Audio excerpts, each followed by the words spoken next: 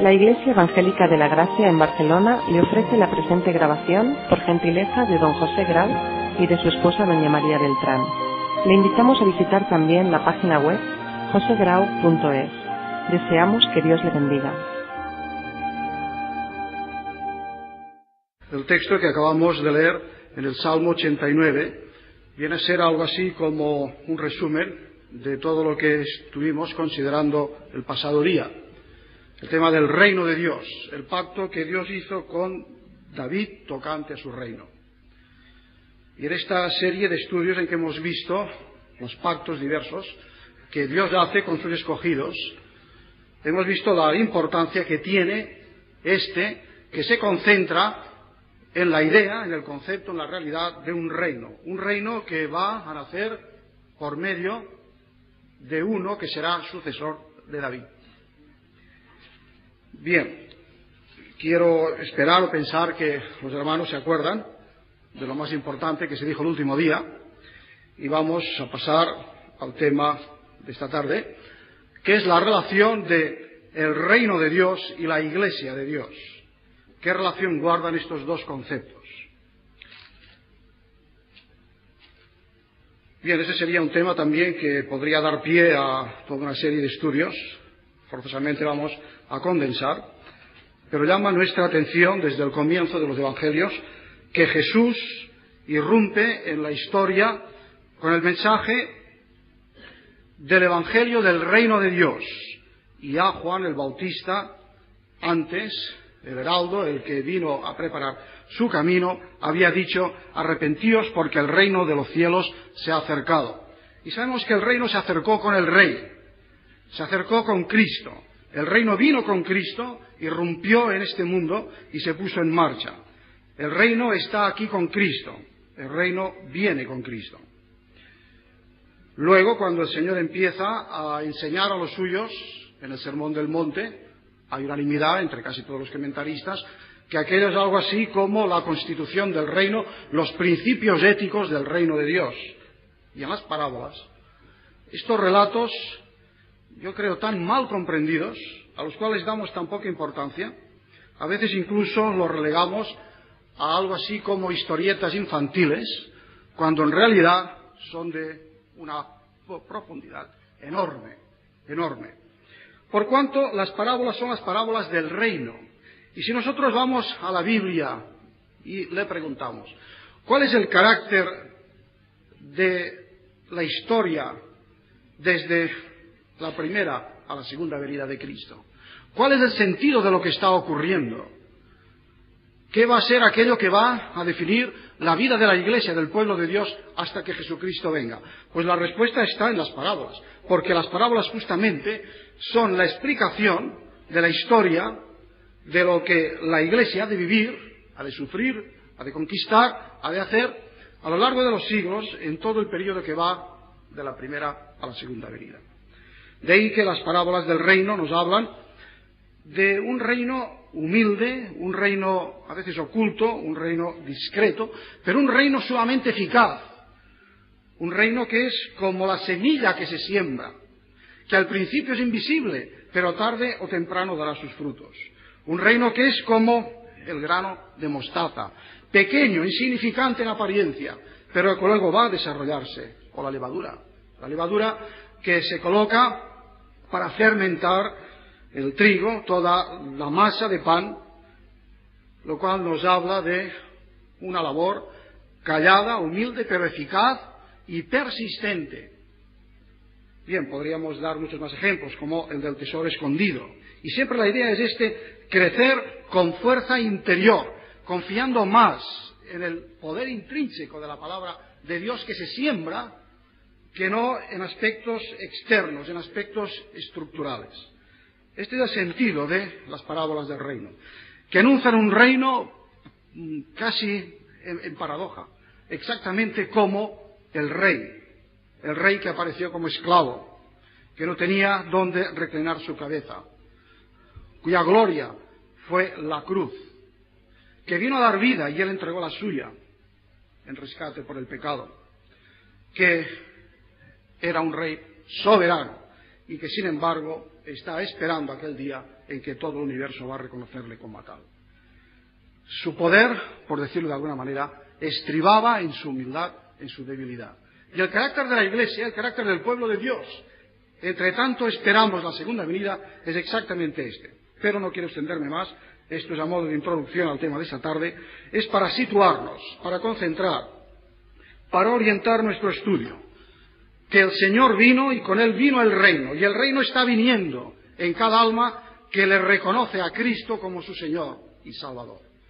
Cada alma o cada entidad humana, cada lugar en donde la soberanía de Cristo es reconocida. Ahí está el reino, débil, humilde, provisional, pero está en marcha, está en poder y eficaz.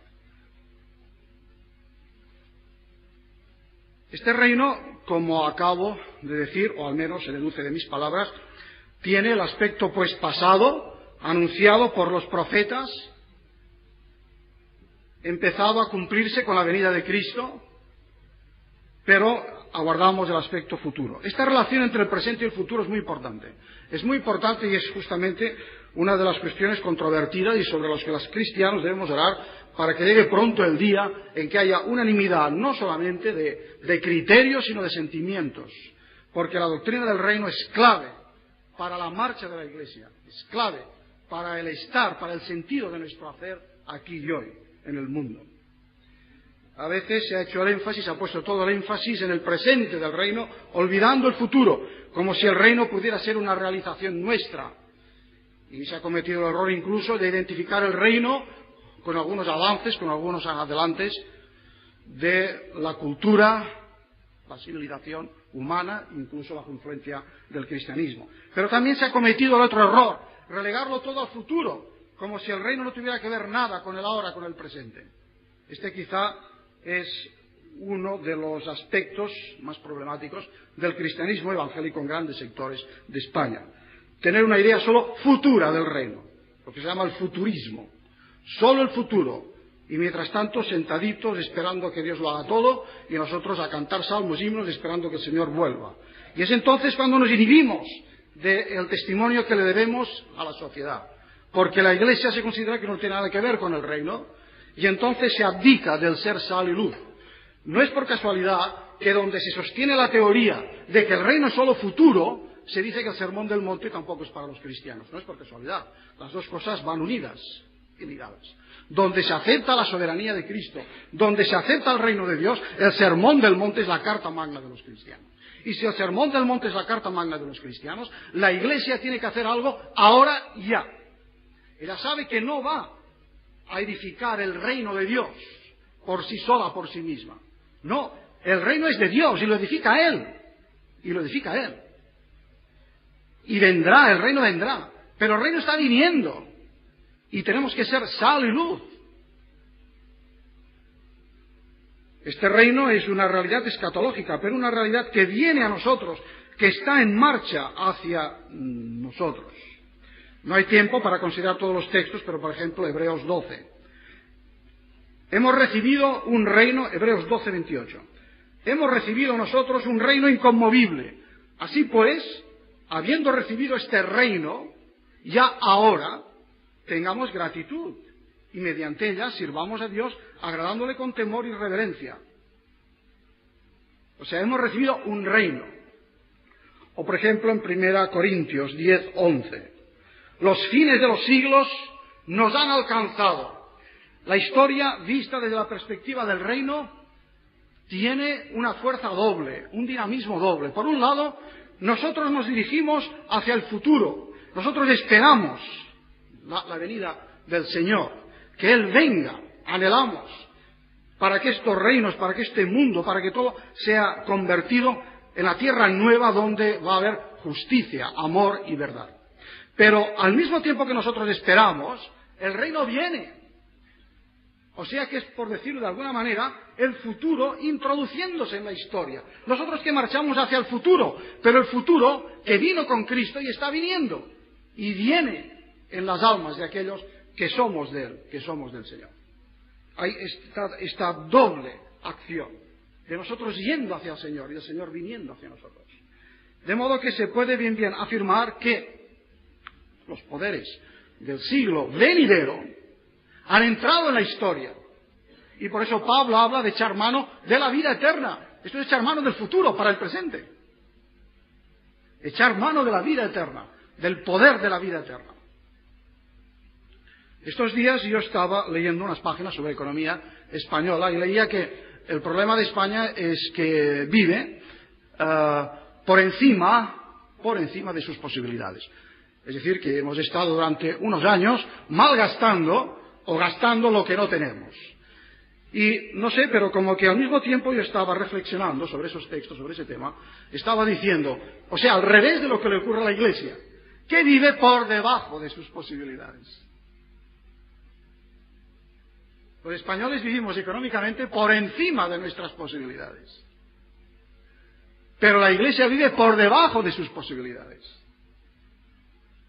Porque Dios nos está dando todo el caudal de estas realidades escatológicas del reino que viene, que ha venido, que está viniendo y que vendrá. Pero que su poder, su norma, su ética, su ley, su gozo, su gloria, están a nuestra disposición. Y nosotros rara vez echamos mano de la vida eterna. Rara vez nos damos cuenta de que los fines de los siglos, las finalidades de los siglos, como se nos decía uno de estos días por la mañana al comentar Efesios, más importante que el Kremlin, más importante que las decisiones de la Casa Blanca. Para Dios lo importante es la marcha de su pueblo. Y eso no es el entusiasmo de un predicador, eso es lo que dice la palabra de Dios. Porque la meta es el reino que viene. Y todo está orientado hacia ese reino. Aunque ahora no lo entendamos, aunque haya muchas cosas por explicar. Y la Iglesia es ese campo de acción donde los poderes del mal han sido reducidos al menos. No diré acallados, eliminados, pero sí reducidos. Y en donde han entrado los poderes del siglo que viene, a medida que la Iglesia se edifica sobre su cabeza celestial.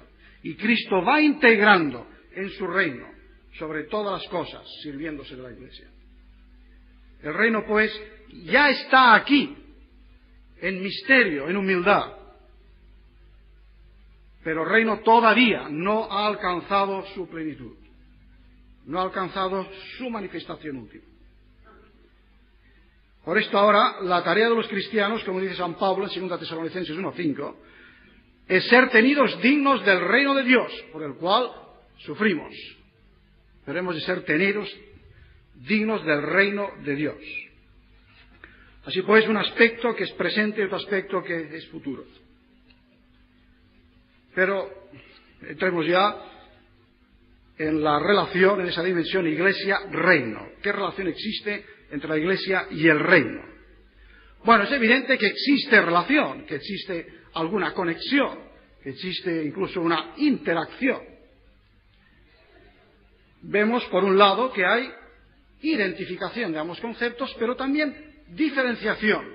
Y sería tan equivocado decir que la Iglesia es el reino o el reino es la Iglesia, sin hacer ninguna otra salvedad, como equivocado sería hacer una diferencia total entre Iglesia y reino.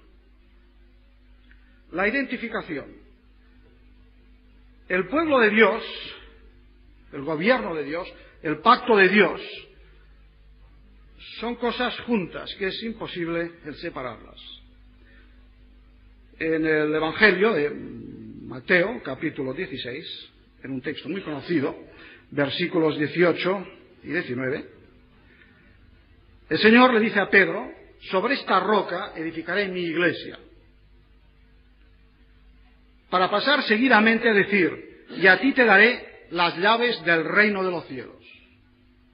Si solo tuviéramos ese texto en la Biblia, sería inevitable hablar de la identidad, la total identificación entre el reino y la Iglesia. Porque dice: edificaré mi iglesia sobre esta fe, sobre esta confesión de fe.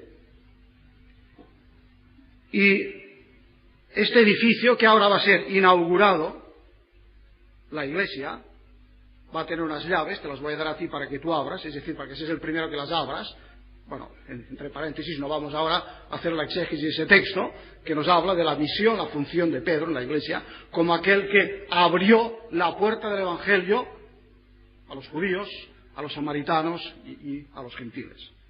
Era la vocación a la cual Dios llamó a este apóstol.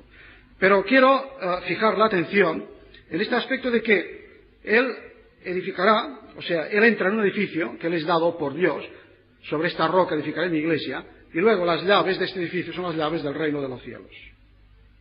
O sea que en la mente de Jesús van asociados los dos conceptos. Igualmente, en Efesios 3:6, el apóstol habla del misterio revelado por Pablo, de que judíos y gentiles son coherederos y miembros del mismo cuerpo, y copartícipes de la promesa en Cristo Jesús por medio del Evangelio. Y en 3:10 y 3:21 de la carta a los Efesios, a esta realidad, a este misterio de incorporar judíos y gentiles en un solo pueblo de Dios, no hay dos pueblos de Dios, hay un solo pueblo de Dios, por los siglos de los siglos. Este único pueblo de Dios es iglesia, en 3:10 y 3:21. Y es un reino en 2:19. Una ciudadanía en donde de nuevo gentiles y judíos se sienten herederos y conciudadanos de los santos.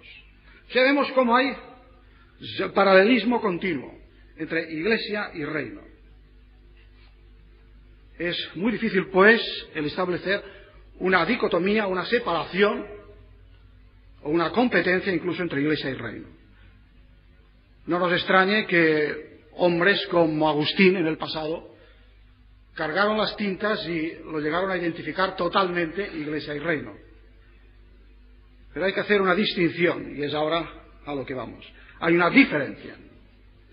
La diferencia es que reino es la soberanía de Dios universal, digamos en el amplio círculo de todo el universo, mientras que la iglesia es aquel núcleo dentro de este círculo de aquellos que personalmente han aceptado a Jesucristo como Señor y Rey y por consiguiente son hechos súbditos responsables y conscientes del reino. La iglesia no es el mundo, por supuesto, porque el reino de Dios está ya presente en ella. O sea, el siglo venidero, el reino venidero, está presente en ella. Por esto la iglesia no es el mundo. Pero tampoco es el reino en su totalidad, porque el reino no ha alcanzado en ella aún su plenitud. Es el reino, en todo caso, provisional. El reino abarca más que la iglesia, porque es la soberanía de Dios incluso en la esfera de la naturaleza. Y en el hogar incluso dentro de la providencia en el mundo, entre los no creyentes. Por esto el reino abarca siempre más, en un carácter cósmico y universal, porque es la totalidad de la esfera de la soberanía de Dios. Mientras que la iglesia es el núcleo de los que hemos aceptado esta soberanía y nos consideramos súbditos del reino.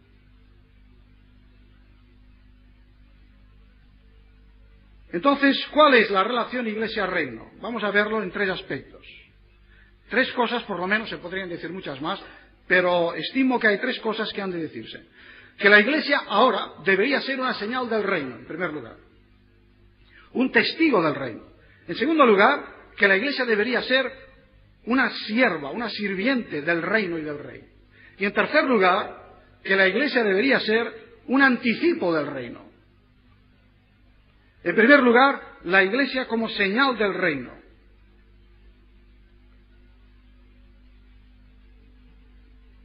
En Mateo 13:41 leemos: enviará el Hijo del Hombre a sus ángeles en aquel día del juicio y recogerán de su reino, fijaos bien, recogerán de su reino ya existente a todos los que sirven de tropiezo y a los que hacen iniquidad. Entonces los justos resplandecerán como el sol en el reino futuro de su Padre. O sea, aquí tenemos en este versículo lo presente y lo futuro del reino. Ahora todavía la cizaña, el mundo, y el trigo, el reino, están mezclados. Incluso a veces en la iglesia andan mezclados.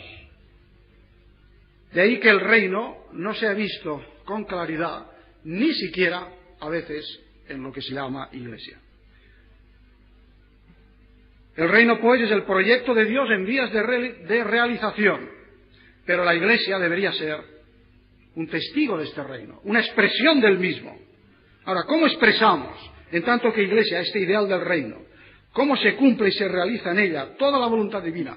Porque si dejamos de lado toda la frase teológica, toda la cuestión más o menos doctrinal, y lo decimos con palabras sencillas, a ras de suelo, para que lo entiendan los niños, el reino es la voluntad de Dios en acción, obedecida y cumplida, y sobre todo amada sobre todas las cosas. Entonces, decir que la iglesia tiene que ser un testigo del reino, una expresión del reino, significa que la iglesia ha de expresar, ha de vivir ese amor a la voluntad divina y ese esforzarse en cumplir ese deseo, esa voluntad. Esto es en términos sencillos. Imperfectamente, por supuesto, pero al menos consecuentemente. En la iglesia, el mundo debería haber señales del reino, porque en ella está presente el rey y de alguna manera también el reino, aunque no desarrollado, como una semilla que encierra todo lo que luego será. Es en este sentido que la iglesia es un modelo del reino que viene. Pero hay más. En segundo lugar, la iglesia debería ser la sierva del reino,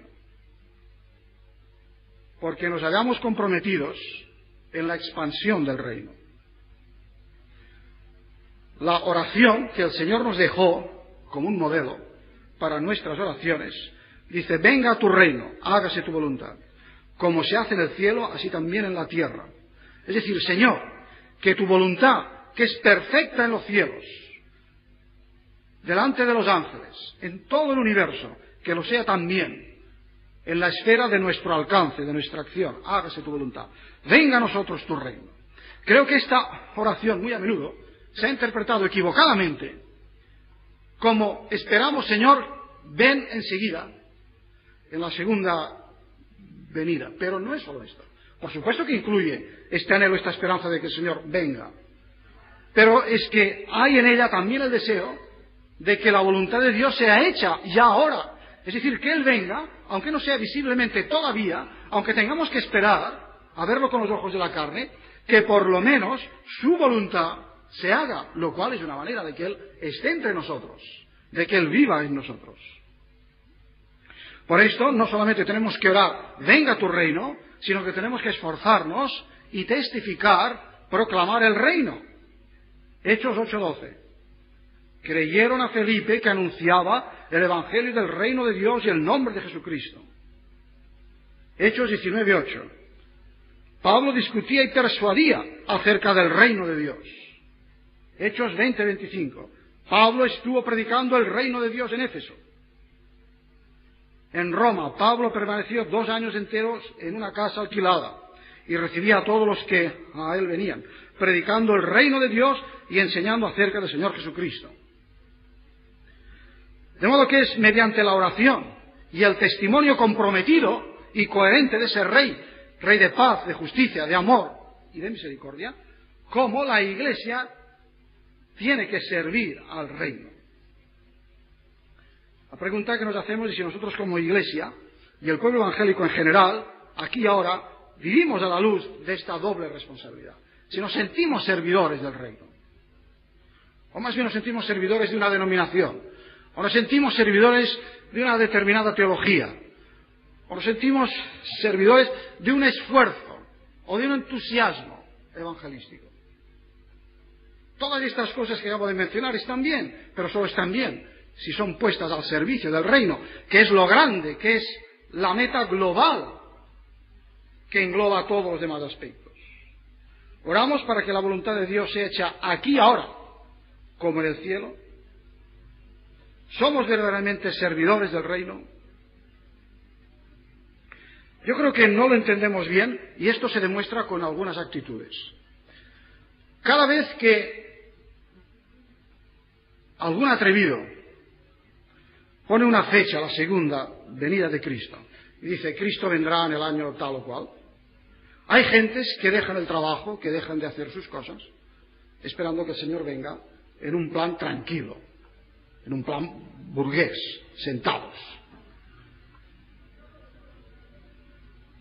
Yo recuerdo haber leído, no sé si era Wesley o Whitefield, no sé, uno de estos siervos de Dios de hace siglos, a quien le hicieron esta pregunta: si tú supieras que el domingo viene el Señor, ¿qué harías?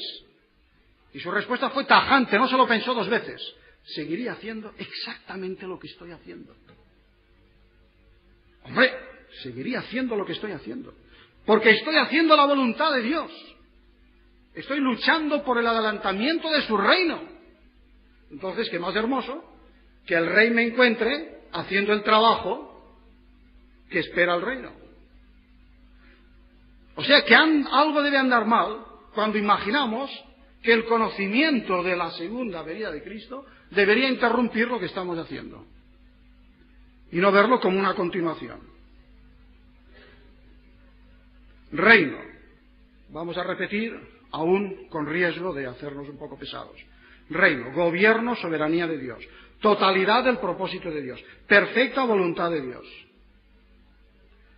Cabeza de este reino, Jesucristo, Rey de reyes, Señor de señores, del linaje de David, en quien se cumple todo lo que le fue dicho al gran Rey de Israel, pero que haya su cumplimiento perfecto en Jesucristo. Iglesia, comunión de redimidos de Jesucristo, que está realizando de manera imperfecta, gradual pero progresiva, sistemática, pase lo que pase, y a pesar de todas las apostasías, los propósitos de Dios en el mundo, porque las fuerzas del mal no prevalecerán contra la Iglesia. Y expresa de alguna manera, a veces para vergüenza nuestra imperfectamente, el reino en el mundo. Y en tercer lugar, pensemos en la Iglesia como anticipo del reino.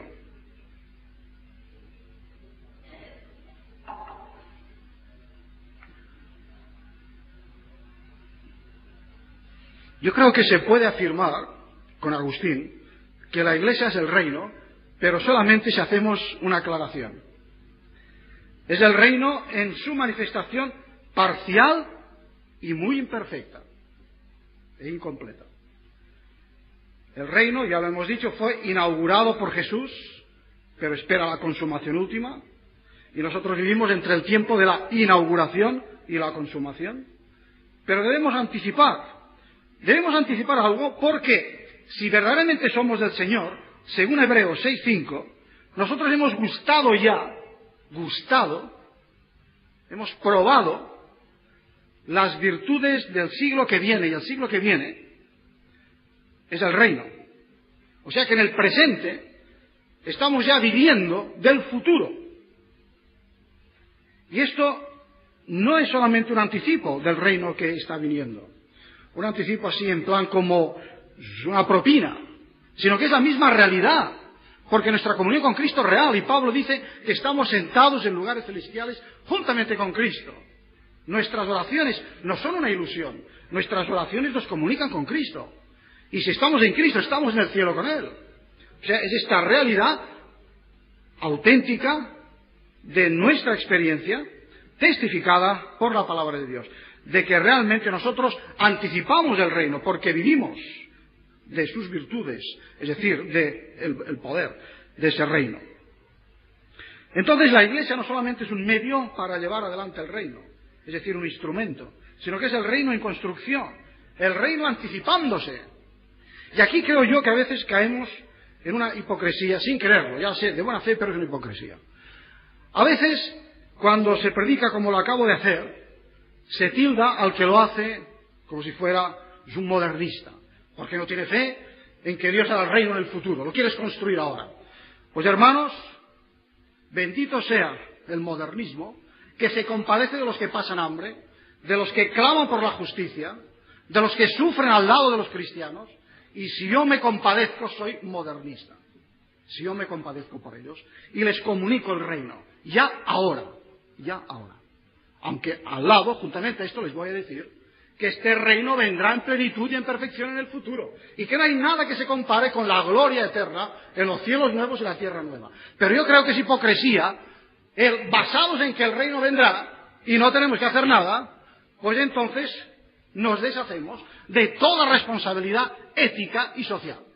Es casi escandaloso que cuando hubo el cambio de régimen en España, había cristianos, y algunos todavía están en esta actitud, despistados de lo que hay que hacer si la Iglesia tiene que decir algo, si el cristiano tiene que ocuparse o preocuparse en su testimonio, en el público, en la colectividad, en la sociedad en la cual le envuelve. Bueno, es falta de comprensión de la doctrina del reino. Es falta de comprensión de la doctrina del reino. Es decir, estar esperando el reino futuro, el reino que viene, no tiene de inhibirnos de la responsabilidad de ser sal y luz ahora. Y justamente porque a veces la Iglesia ha fallado, la Iglesia se ha lavado las manos, la Iglesia no ha tenido conciencia, no ha sido sensible, la Iglesia ha sido solo un conjunto de doctrinas, una ortodoxia muy fría. Justamente por esto luego han habido los grupos extremos que estos sí han caído en el campo de modernismo, la llamada teología de la liberación, que no es tal, pero que se llama así, etcétera, etcétera, ¿no? Pues se ha ido al otro extremo. Pero es porque nosotros no hemos sabido guardar el equilibrio entre el presente y el futuro. Es cierto, el reino ahora permanece como tras un velo para los ojos de los incrédulos. Un día será quitado este velo. Pero creo que el velo sería menos si nosotros fuéramos realmente la Iglesia que predica, pero con conciencia, sabiendo lo que hace el Evangelio del Reino. Así los súbditos del reino hemos de seguir en la batalla con los problemas del error, el pecado. No somos infalibles, somos débiles. Todo eso será quitado un día. Pero mientras tanto esperamos, hemos de estar en la brecha. Incluso con todos los defectos, la Iglesia, si es fiel a su Señor, constituye un anticipo del reino. Y creo que nadie mejor que los que son aficionados a la historia para comprender esto. No hay nadie, incluso una persona no creyente, pero que realmente conozca historia, no un conocimiento superficial. Estoy refiriendo a un conocimiento en profundidad. Y que sabe algo de la historia de Europa, por ejemplo, aunque no solamente de la historia de Europa, pues ya ha de reconocer que con todas sus apostasías, con todas sus infidelidades, la Iglesia, el testimonio de la Iglesia, durante 20 siglos ha sido realmente un factor de cambio, un factor de bendición. Y creo que aquí hay el ejemplo. Y podríamos dar muchos, hacer un recorrido por los 20 siglos y ver en qué aspectos la Iglesia ha sido este anticipo, la Iglesia ha sido una servidora del reino y la Iglesia ha sido un anticipo del reino. Así pues, el reino, la doctrina del reino, nos presenta un reto a nosotros hoy.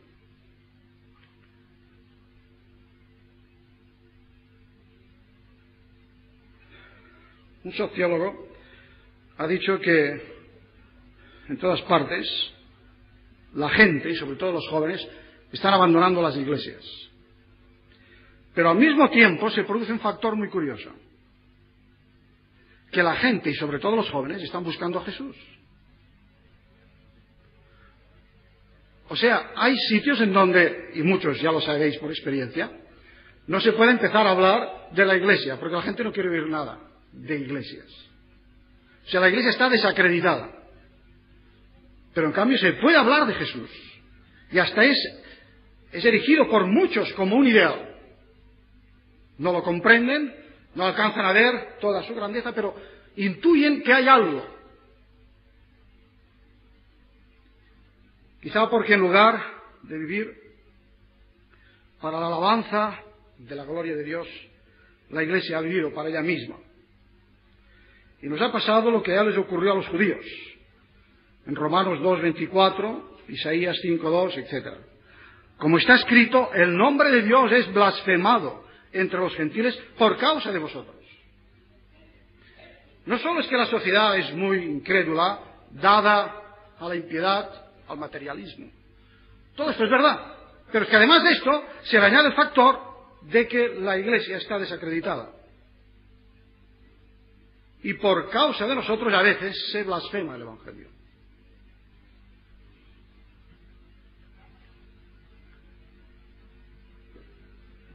Bien, ¿cómo pues debería ser la Iglesia para constituir un verdadero signo, un modelo del reino que viene?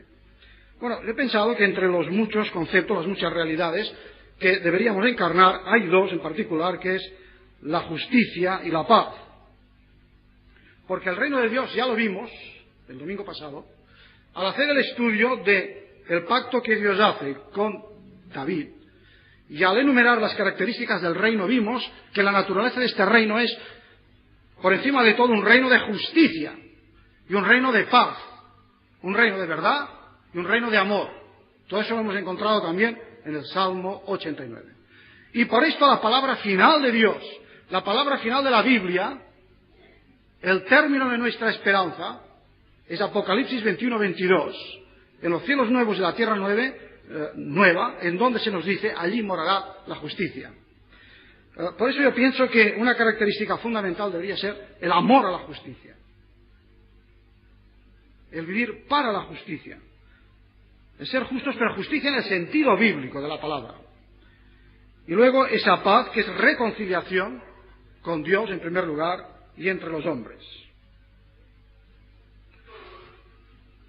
Para hacerlo también sencillo y huir de conceptos extremadamente complejos, cito de un autor que resume la justicia de esta manera. Dice, la justicia del reino de Dios es simplemente las relaciones justas. El reino de Dios es aquel ámbito en donde las relaciones son justas. La relación del hombre con Dios es justa. Y las relaciones entre los seres humanos también son justas. Unas relaciones humanas sinceras, comprensivas.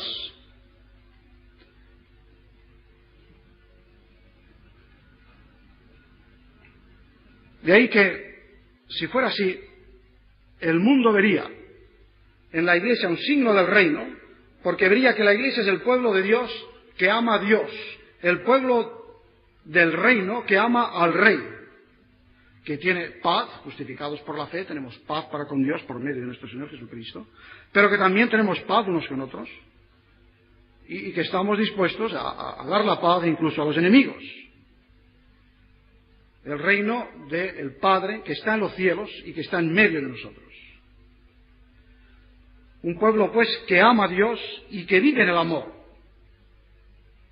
en donde todas las barreras han sido rotas. Este es el tema, o uno de los temas de Pablo en Efesios, como ya hemos visto hace unas semanas. La destrucción de los muros de separación. Es la destrucción de todo lo que separa. Y el integrar todas las cosas. Porque ahora ya no hay ni judío, ni griego, ni esclavo, ni libre, ni varón, ni mujer. Todos sois uno en Cristo Jesús. Barreras raciales, sociales, sexuales dividen a los hombres. Y todo eso el Evangelio tiene que abolirlo. Porque en el reino no existirá. No habrán las barreras estas. En el reino en su perfección. Cuidado, esto no significa que tenemos que hacernos sordos al acento diverso de otras lenguas. El reino de Dios es un reino unido, un reino único, pero no es un reino uniforme, aburrido. Esto ya se ha comentado en diversas ocasiones. Puede haber diversidad de lenguas y los varones son varones, las mujeres son mujeres, pero la diferencia de sexos no es excusa para discriminación de ninguna clase. Pueden permanecer, y permanecen todavía en la Iglesia, las distinciones de color, de cultura, de fisiología, pero ninguna de estas diferencias debe ser obstáculo para la comunión. Antes, al contrario. Justamente creo que una de las tragedias de la Iglesia actualmente es que no sirve de señal y signo al exterior en cosas que dividen a la sociedad. Todo esto de la división de las generaciones, la división de jóvenes y viejos, eso es un camelo. Estudiad el libro de Eclesiastés y vais a verlo. Ya lo hemos hecho aquí hace años. Esto es un camelo. Incluso en el mundo no creyente, los más listos no se lo tragan, pero es una manera magnífica de manipular a la juventud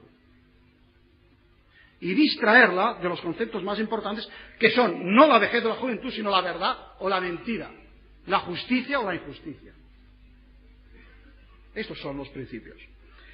Pues bien, es triste cuando en la Iglesia también se producen las divisiones, bien sea por divisiones de cultura, los más listos y los más humildes, o los que se creen más listos y los que se saben menos listos, entre los ancianos y los jóvenes, entre los que tienen un carácter introvertido, los que tienen un carácter extravertido, etcétera, etcétera. Cuando la Iglesia debería ser aquel lugar en donde la gente debería ver la reconciliación. Este es el pueblo reconciliado. Esta debería ser su exclamación. Reconciliado, porque se ha reconciliado con Cristo. Está reconciliado. Y también están reconciliados entre sí. Y aquí, en esta órbita, en esta atmósfera, en esta esfera, aquí no hay problema de ninguna clase en cuanto a muros de división. Porque hay una verdadera comunidad humana. He dado este ejemplo de las diferencias entre las edades, pero se podrían dar otros. Es muy triste. Cuando la Iglesia refleja las divisiones que hay en la sociedad, la Iglesia no vive a la altura del reino. Y por el contrario, cuando la Iglesia está dominada por la visión del reino, orientada por los valores del reino, caen todos los muros, cae todo lo que es división. La Iglesia, yo creo que, y en particular una Iglesia local, debería ser algo así como una antesala del reino. Debería ser verdaderamente lo que algunos colocan delante de sus edificios, bastante impropiamente, diciendo salón del reino. La Iglesia debería ser el salón del reino, pero del verdadero reino de Dios, como anticipado, invitando a todos para que entren. Así pues, seguimos adelante con las definiciones. La Iglesia tiene en el reino su norma y su inspiración. Y cuando pierde el concepto del reino, corre el peligro de convertirse en una secta introvertida. Y de eso podría daros muchos ejemplos, pero no voy a dar ninguno. Quien tiene oídos para oír, que oiga. La Iglesia, como norma del reino, también nos sirve para leer la Biblia y para ver lo que tiene que decirnos. Por ejemplo, es muy triste que cuando la sociedad se preocupa, hoy día, uno de los problemas es el lugar de la mujer en la sociedad, y que nosotros no tengamos una doctrina clarísima como alternativa. Cuidado, la tenemos. Lo que pasa es que ni se investiga, ni se detalla, ni se bosqueja, y claro, ni se ofrece. Estoy recordando una experiencia, el caso de una hermana muy espiritual, una hermana muy entregada al Señor, muy útil, usada por el Señor aquí en Barcelona, y ella me expresaba el sufrimiento que ella vivía a causa de eso. Porque ella decía, con mis compañeras en el trabajo, en la familia incluso, me encuentro pues con todos los problemas en cuanto al feminismo y a toda una serie de corrientes. Pero claro, es que cuando yo pues invito a estas amigas a que vengan a la iglesia y nos ven todavía con el velo y con que la mujer no puede orar en público y todas estas cosas, pues se escandalizan, ya no hay diálogo, ya pierdo toda posibilidad. No he entrado en el tema del velo, ni de si la señora puede hablar o no puede hablar en la iglesia, que eso es otro tema, que por cierto tuvimos una experiencia muy interesante también, que lo ilustra, y voy a citarla, en el CEP, hace 2 años, cuando estábamos estudiando las cartas de los Corintios. Y siempre que se presenta un tema en el cual las iglesias todavía no han llegado a unanimidad, pues lo que se suele hacer, pues se suelen exponer las 2 o 3 posturas que haya y que los alumnos pues elijan en conciencia delante de Dios. Y entonces, referente al velo y al lugar de la mujer en la iglesia, hicimos 2 bandos, 2 grupos. Y un día hubo un grupo que dio todos los argumentos, defendió la posición de que la mujer no debe orar ni debe hablar en la iglesia, y otro grupo defendió la postura de que la mujer puede hablar y tiene que hablar y tiene que orar en la iglesia. Es un detalle muy curioso, es que en el grupo de los que querían que la mujer no orase, casi todo eran mujeres, no había hombres. Y era un grupo casi lleno de hombres el que defendía que la mujer tenía que estar comprometida en la Iglesia. Pero bueno, esto simplemente es un detalle anecdótico. Lo que a mí me llamó la atención fue otra cosa. El fundamento doctrinal o teológico que había en un grupo y que había en el otro. Y el fundamento doctrinal que había en el grupo, que decía que la mujer en la Iglesia, en el cuerpo de Cristo, en ese reino anticipado y que viene, era el grupo que partía de la doctrina del reino de Dios. Y por ejemplo se basaba en textos como cuando en Pentecostés el apóstol Pedro dice que vuestros hijos y vuestras hijas profetizarán, o hablaba de las hijas de un diácono de la primitiva iglesia de Felipe que hablaba, y el sacerdocio universal de los creyentes, pero sobre todo estaban guiadas por la dinámica del reino. Entonces, bajo la luz del reino que viene, si el reino que viene es la norma de lo que nosotros tenemos que ser, ahora ya, entonces por supuesto había una actitud de adelantamiento, había una actitud de renovación constante, había una actitud de que la Iglesia debería anticiparse en estas cosas. Mientras que en el otro grupo había una actitud de que la Iglesia no tiene nada que hacer aquí, nada más que orar, predicar el Evangelio, hacer algunos reclutas y luego continuar encerrados cantando himnos. Por supuesto, los dos conceptos doctrinales estaban en la base de dos actitudes. Y creo que esto ocurre muy a menudo, sea cual sea el tema que se discute. Que allí donde hay la dinámica del reino, es decir, que si lo que viene es realmente el modelo de lo que nosotros tenemos que ser, entonces la Iglesia asumirá actitudes dinámicas y renovadoras. Pero si la Iglesia no cree que el reino tiene nada que ver con ella, o sea, en fin, que son dos cosas diferentes totalmente, entonces la Iglesia tenderá y tiende a sentarse cómodamente y a no pensar en ninguna clase de renovación. Porque lo que se hizo ayer ha de hacerse siempre y está bien hecho. Y no hay que pensar en nada más.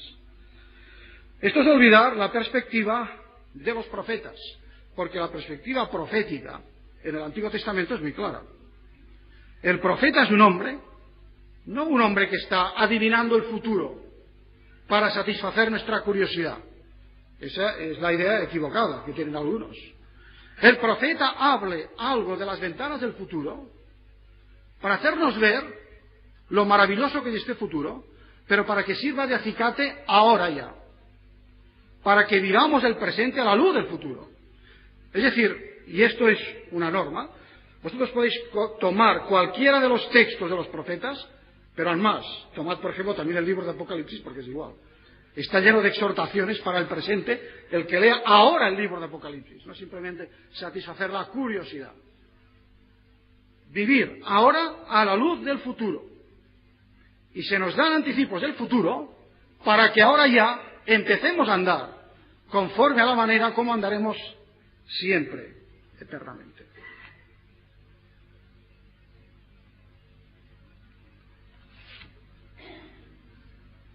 Bien, hermanos, creo que habría mucho más que decir, pero pasa el tiempo. Yo simplemente desearía recordar algunos textos y con ellos concluyo. El Señor mismo nos dice en el Sermón del Monte: buscad primeramente el reino de Dios y su justicia, y todas las demás cosas os serán añadidas. El modernismo lee este versículo al revés. Buscad primeramente la justicia, la paz, todas las demás cosas, y luego vendrá el reino de Dios. Esto es falso. Esto no es bíblico. El hombre jamás, por sí mismo, podrá edificar el reino. Buscad primeramente el reino de Dios y su justicia. Pero es que el error que se comete hoy, en algunos sectores, es tan equivocado como esta lectura inversa del modernismo. Porque en lugar de decir, buscad primeramente el reino de Dios y su justicia, dice, busca primero tu salvación individual, no te preocupes de los demás, asegúrate esta salvación, échate a dormir y espera que venga el Señor. Porque el reino no tiene nada que ver contigo. Y creo que esta lectura es tan infiel, y tan errónea como aquella otra. En Mateo 11:12 dice el Señor mismo también: desde los días de Juan el Bautista hasta ahora, el reino de los cielos sufre violencia y los valientes lo arrebatan. Esto podría ser una manera, y debe ser una manera, de ofrecer el Evangelio. Aquí se ofrece el Evangelio como una aventura que exige una especie de violencia también. O sea, como esa dinámica que conlleva el reino. El reino sufre violencia porque vivimos en terreno enemigo y vivimos acosados por todas las artimañas del diablo y del enemigo. Hay una pugna, hay una lucha. Aceptar el Evangelio no es aceptar algo así como una droga. O le vamos a dar la razón a Karl Marx. La religión, el opio del pueblo. El cristianismo, el opio del pueblo. Bueno, yo supongo que el señor Marx entró en algunas iglesias y sacó esta deducción. Quizá nosotros también llegaríamos a esta conclusión a veces, cuando vemos algunas iglesias. Hay que quitarle esta razón. El reino de los cielos sufre violencia y hay una violencia santa que comienza ya con el Espíritu Santo, hurgando y pugnando y luchando contra la incredulidad. Es así como decir que el Evangelio es para aquellos que son valientes y desafían el yo, desafían las modas, desafían las corrientes y se entregan con generosidad, con valentía y con arrojo. Por esto nuestra oración debe ser la oración que el Señor nos ha dejado como un modelo. Venga tu reino. Venga tu reino. Que el Señor venga y venga pronto. Porque estamos hartos de injusticias, estamos hartos de incomprensiones, estamos hartos de malentendidos y suspiramos por aquella vida en plenitud. Porque el Señor dice que vino a darnos vida y vida en abundancia. Y suspiramos por el cielo nuevo y suspiramos por la tierra nueva. Pero en tanto no llega este cielo nuevo y tierra nueva, Señor, venga a tu reino, aunque sea en anticipo, aunque sea como un anticipo, en la iglesia, haciendo tu voluntad, aquí en la tierra, como se hace perfectamente en el cielo. Hágase tu voluntad en los corazones de tu pueblo, en tus iglesias, para que a partir de aquí, del pueblo de Dios, irradie la soberanía de Cristo y sea sal en un mundo que ha perdido el sabor y se corrompe, y sea luz en un mundo que está en tinieblas. Estas son en parte, yo creo, las consecuencias de tomarse en serio la doctrina del reino. El tener un horizonte amplio, un horizonte universal de los propósitos de Dios, y en este horizonte, a partir de esta atalaya, ver la vocación del cristiano, la vocación de la Iglesia, también con horizontes anchos y amplios, como una marcha siempre hacia adelante.